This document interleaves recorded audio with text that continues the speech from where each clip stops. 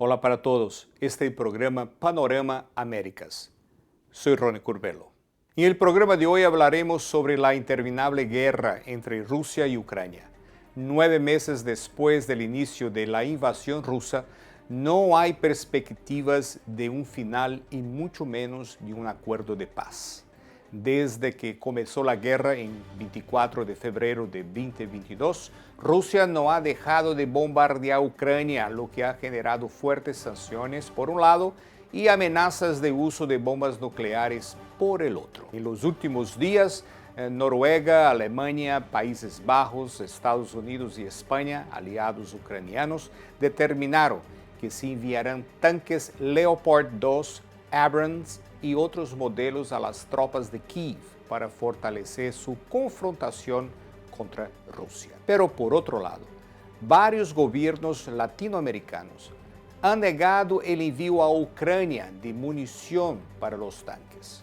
Entre los que negaron está Brasil, que la semana pasada rechazó la solicitud del gobierno de Alemania de enviar municiones de tanques para Ucrania. Otros que también dijeron no fueron los presidentes de México y Colombia, Andrés Manuel López Obrador y Gustavo Petro, respectivamente. Los mandatarios usaron básicamente el mismo argumento, que no vale la pena provocar a los rusos y que prefieren mantener una postura de neutralidad por motivos económicos. Pero antes, esta es mi opinión. Durante 9 meses de una guerra salvaje y sangrienta, el ejército ucraniano ha desafiado todas las dificultades y todas las expectativas en combates, luchando en bosques, en el campo y en las ciudades. Ha conseguido que Rusia tenga que retroceder muchas veces. El ejército ruso está desmoralizado y deteriorado. Ya el ejército ucraniano, a pesar de su éxito y con decenas de miles de soldados muertos, hasta ahora solo ha recogido la mitad del camino. Hay un evidente desgaste y por eso sí es posible que esta guerra se convierta en un conflicto congelado que puede calentarse o esfriarse dependiendo del humor de Putin. Otra posibilidad es que los combates continúen sin un alto el fuego o un acuerdo. Saliendo así, la guerra podrá durar años. Todo indica que ambas partes se preparan para lanzar una nueva y feroz ronda de ofensivas en las próximas semanas. Cada uno se prepara a sus modos. Los rusos con 300,000 nuevos soldados y con la industria de armamentos funcionando 24 horas por día. Y los ucranianos esperando las armas de los aliados. Mientras los soldados rusos mueren en una guerra absolutamente desnecesaria, Putin se acomoda más y más en sus delirios, engañando a la población. El delirio colectivo y el negacionismo, que parece ser la tendencia, o mejor la enfermedad del momento, llegó en Rusia junto con la guerra. Ellos no creen lo que todo el mundo ya conoce, que Putin, con su vanidad, delirios y rencor, los está tomando por tontos y matando sus hijos. Empecemos.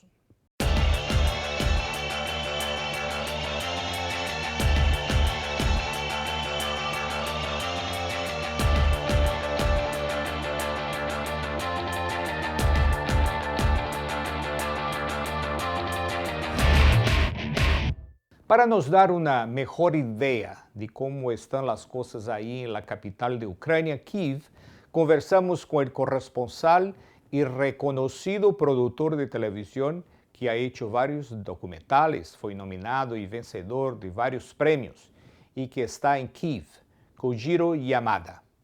Muchas gracias, Kojiro. Where are you? Right now, I am in Kiev, Ukraine. What are the moods? What the people are saying among themselves? Not just Kiev, but also other cities and towns. Most of supermarkets, let's say, supermarkets are open and operating as much as they can. If once you have some power outage, and then you, of course, they need to shut down the business, and a lot of people just wait outside of the supermarket, wishing that the power comes back and such. But except for that kind of moment, or some missile attacks start coming to your area, people will be just leading like a normal life. And do you see like a fear, defiance? It depends on like where you are in Ukraine, but where I was for the last few days, it was a second largest city called Kharkiv. And a friend of mine, of course, I was following my story, so I'm filming some bad area close to front line. So those places, those areas are not really suitable for living, or the supermarkets are closed and restaurants are not open. You sometimes see a bunch of kids living by themselves because they somehow lost their parents, grandparents, and uncles, or they do not have the proper caregiver. So those things you may see in certain area when you get close to conflict zone or combat zone. But just 2 hours from there, second largest city in Kharkiv I was at, like life goes on as normal as it gets. Where's the nearest airport that people that are in Kyiv are using? No airport open here in Ukraine.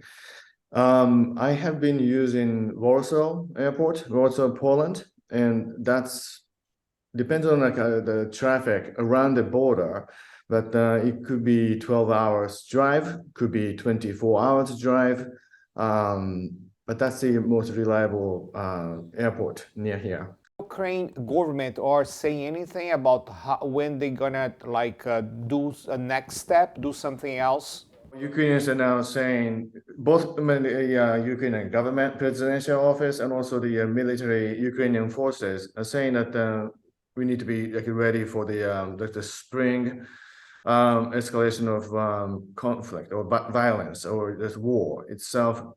It gets more intensified, and so people in general are getting ready for this. Do you know that right now everybody here it's talking about the tanks that Germany and some European countries with the support of the United States are sending there? What you heard of that, and what they expect that to happen? Well, people are in general pretty excited about the news that the Western countries, including the U.S. and Germany, send in their best tanks. But at the same time, everybody knows that it's going to take a month, and for U.S. tanks, it takes even longer than just a few months. It could be up to a year. And like watching what's happening every day in eastern part of this eastern part of Ukraine, southern part of Ukraine, where the shellings are constant, they do need tanks now. So that's the fact. Yes, that's great news coming, but there has to be a timely manner. Kushiro, thank you so much. Thank you, thank you. Thank you, Ron. Thank you.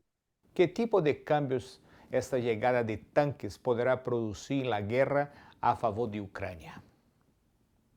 Bueno, para contestar esta y otras preguntas, invitamos el coronel retirado del Ejército de Estados Unidos, Manuel Supervielle, que sirvió como consejero general del Comando Sur de Estados Unidos, siendo responsable de todos los asuntos legales que involucraban asuntos militares de Estados Unidos en Latinoamérica, incluyendo la implementación inicial del Plan Colombia y las operaciones de detención en la bahía de Guantánamo. También sirvió como consejero general para Estados Unidos y las fuerzas de la coalición en Afganistán del 2005 al 2006. Muchas gracias, coronel. Gracias a usted. Hay una guerra con Rusia o Rusia una guerra con Ucrania que parece no tener fin. ¿Qué tipo de potencial para seguir esa guerra? ¿Cuánto tiempo usted cree que las dos partes tienen ganas y material para seguir luchando? Esa es una pregunta muy buena, la cual nadie tiene la respuesta, pero primero que nada vamos a decir que todas las guerras en la historia humana, que han habido miles de guerras, todas en algún momento terminan, o terminan por algún tipo de acuerdo de paz, o un cese de fuego, o que un lado o el otro totalmente conquista al otro lado. Así que esas son básicamente las tres maneras. Y esta guerra va a terminar de esa manera, una de esas tres, aunque en realidad sería una de las primeras dos, porque no creo que Ucrania va a tomar a Rusia. Entonces, el tiempo se va a decidir en parte de la logística, en términos de personal, entrenamiento y etcétera, que cuando el punto llegue a Rusia, y cuando yo digo Rusia, en realidad estoy hablando de Putin por el momento, que ya cuando el peligro a él personalmente, ya el costo, ya no vale la pena continuar esta guerra, entonces ahí él va a buscar manera realista para encontrar una salida para su propia personal protección. Porque él no solamente tiene la amenaza de esta guerra, él tiene la amenaza de los oligarcas, las fuerzas militares y otros empresarios en Rusia. Y bueno, la competencia de otros potenciales personas como el jefe del Wagner Group, que si las cosas siguen como han estado yendo hasta ahora, él se va a ver amenazado por los mismos diferentes grupos rusos o poderes políticos rusos. Así que esa es la amenaza de él. Por parte de los ucranios, ellos están muy motivados y mientras que sigan la guerra como está yendo ahora en términos de recibir las necesarias equipamiento, municiones, etcétera, ellos no veo que se van a dar por vencidos y entonces ahí está la cosa, que vamos a ver. Es una guerra de desgaste. El que empieza a incurrir costos más altos que el otro es el que va a estar en una posición mucho más débil para entonces las negociaciones para un acuerdo de cese de fuego o de paz. Lo interesante es que, por ejemplo, los canales de televisión, los periódicos, ya no tienen la guerra en la primera plana, o sea, ya no es la noticia del día. Y cuando eso entra en la normalidad, o sea, ya está ahí, todo ya sabe, ya no es tan importante cuando del inicio. Lo que yo creo que va a ocurrir es que por el momento las líneas de contacto entre las dos fuerzas, ahí por la parte del Donbass, están relativamente estáticas, no se cambian mucho. Puede ser que cambien un kilómetro, un poco menos, medio kilómetro, pero en algún momento una o la otra parte va a tener una ventaja militarmente que entonces les va a dar la oportunidad para algún tipo de avance importante. Cuando eso ocurre, yo estoy hablando de importante unos 20, 50 kilómetros, algo así, cuando eso ocurre, entonces ahí va a regresar por lo menos esa acción a las páginas frentes de los noticieros. Yo estuve hablando con un amigo periodista, productor que está ahí en Kiev y me decía él que el gobierno está como que alertando a la población que se preparen para que, porque en casos de un mes o de semanas la guerra se va a intensificar de forma brutal. Obviamente eso se debe a las temperaturas y el fin del invierno. ¿Qué imagina usted que va a pasar? Ya ahora se ha estabilizado más o menos algo parecido a la Primera Guerra Mundial, aunque obviamente mucho menos combate, mucho menos muertos, pero esencialmente unas líneas estáticas. En algún momento uno o el otro lado va a tener la ventaja ofensiva militarmente y ahí es cuando va a recomenzar otra vez un combate mucho más fluido. Y por eso es que los ucranianos están tan insistentes en conseguir los tanques Leopard de Alemania, los tanques Abrams de Estados Unidos, etcétera, porque eso les puede ayudar o en su contraofensiva o si fueran los rusos, que ya tienen muchas más tropas ahí, con el tiempo han ganado las tropas que fueron conscriptas hace unos meses atrás, ya están ahí en el frente, así que en números, los rusos tienen mucho más números, pero combate hoy en día no depende tanto de los números de personal, más en el equipo que están utilizando y la comunicación y la logística. Imagino que mucha gente en el mundo está preocupado, yo también, con esa cuestión de la amenaza nuclear. ¿Es solamente hablando boberías lo que Putin hace o es algo real que el mundo debe preocuparse? Yo diría que es algo real en el sentido de que, como dije, esto depende ahora, Putin está es el dictador. Él determina todo. Así que si él se ve en una situación que no creo que sea muy probable, pero si él se ve en una situación cual él piensa que su única manera de él personalmente sobrevivir es utilizar algún tipo de arma nuclear, entonces yo me imagino que esta persona, siendo como ha mostrado durante toda su vida, las utilizará. Ahora, vamos a estar bien claro, quisiera precisar que cuando uno habla de armas nucleares hay 3 o 4 diferentes tipos de armas nuclear. Cada una se puede utilizar en diferentes tamaños en términos del poder que se utiliza, también dónde se apuntan, dónde se utilizan, en cuál lugar. Todos esos son factores que se deberían de analizar en términos de precisamente qué es la amenaza nuclear, porque eso no sé si me explico bien, pero es que es complicado no simplemente pensar en una guerra total del mundo donde se acaba la raza humana. Hay muchos diferentes tipos de armas nucleares, dónde se usan y en qué cantidad. Esos son los 3 factores principales cuando uno empieza a hablar de armas nucleares. Sí, por supuesto. Y eso también sería el fin de él. O sea, si utiliza una cosa de eso, sería el fin de él también. Sin duda, porque si, aunque no fuera un intercambio, vamos a decir que fueran armas nucleares pequeñas, lo que le llaman dirty bombs, que son las que se utilizan simplemente para negar el uso de cierto territorio porque ya está contaminado, pero que no causa mucho, vamos a decir, destrucción per se. Eh, eh, eso, eso no creo que vaya a responder las fuerzas de OTAN con armas nucleares, pero lo que sí es que entonces ya la amenaza de los mismos rusos, los oligarcas, los militares y la gente de Wagner Group y esos van a decir, bueno, ya este tipo ya no está él poniendo a nosotros en peligro. Así que ahí puede ser que ya sea, como usted dice, el fin de Putin por sus propios aliados, que al momento son aliados medio con miedo que tienen de Putin mismo.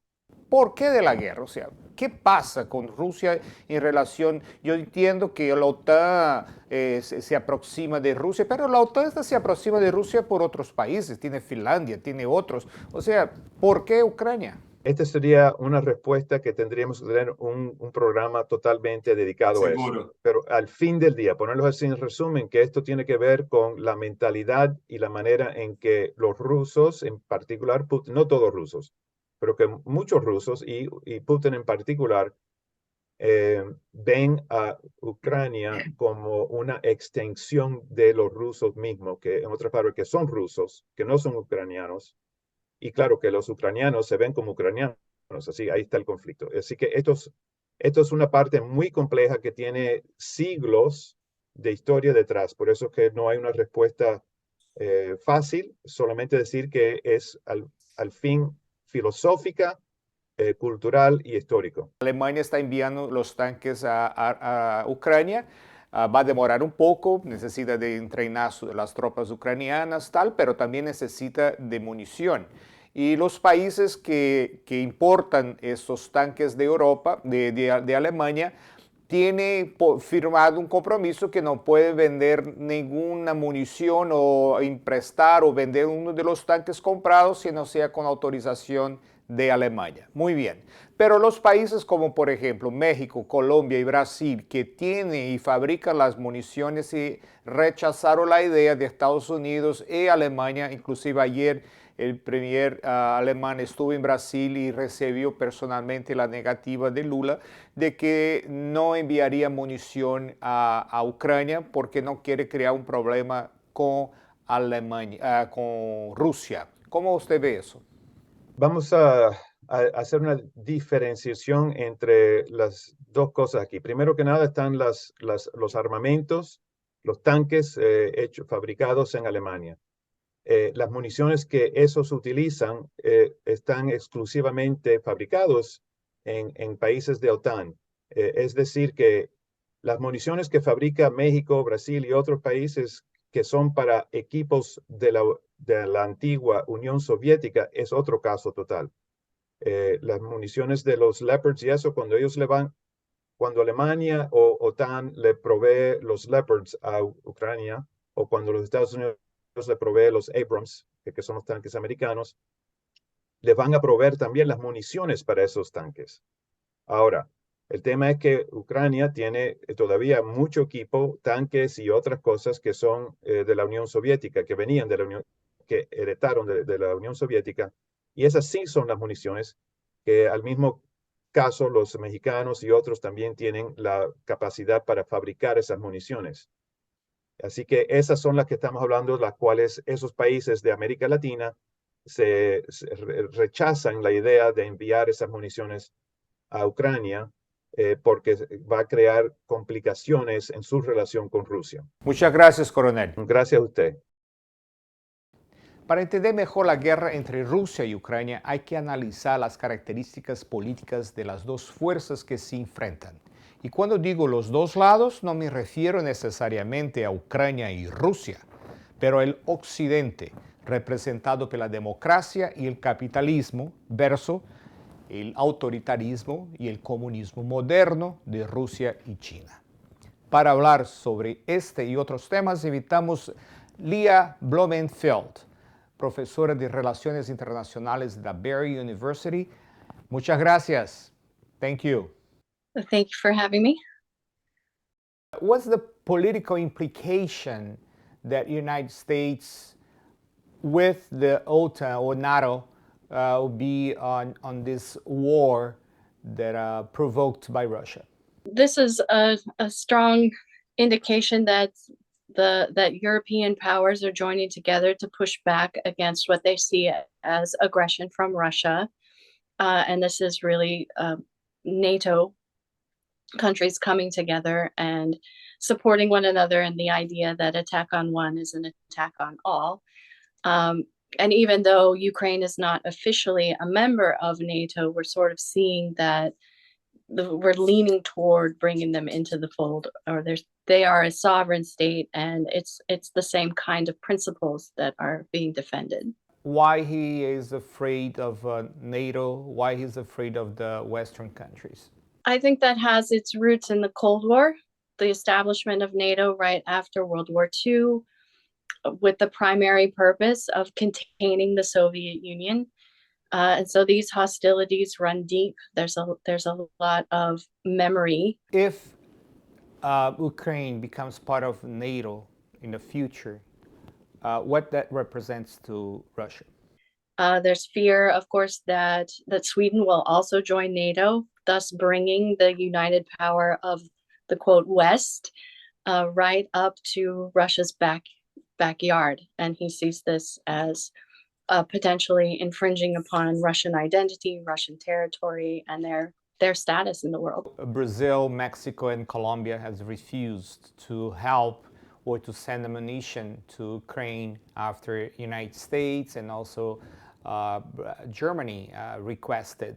What's your take on that?